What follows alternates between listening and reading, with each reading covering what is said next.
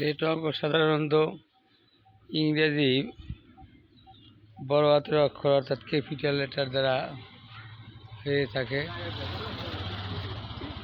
যেমন capital letter বলতে বুঝি আমরা বড় হাতের এ, বড় হাতের বি, বড় হাতের সি।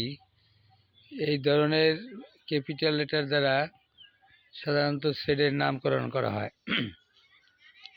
আর সেটের সদস্যগুলি সাধারণত আমরা ইংরেজি ছোট হাতের অক্ষর, বিশেষ করে যেমন ইংরেজি সেটের নাম যদি হয় ক্যাপিটাল লেটার এ, এই এর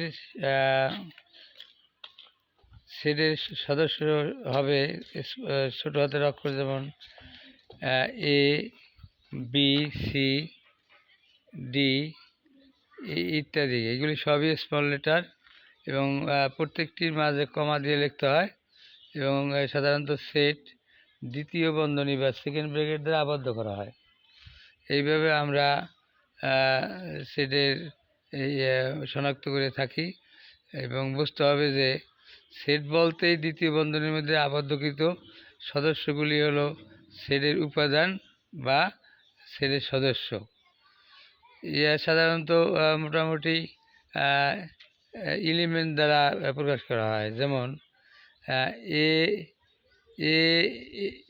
এর সেট বা এলিমেন্ট হলো, যদি লিখি সেকেন্ড ব্র্যাকেট স্মল লেটার, যেমন ছোট হাতের অক্ষর এ, কমা বি, কমা সি, কমা ডি ইত্যাদি, এবং এরকে সাধারণত উভয় দিকে দ্বিতীয় বন্ধনী দ্বারা অর্থাৎ সেকেন্ড ব্র্যাকেট দ্বারা আবদ্ধ করতে হয়।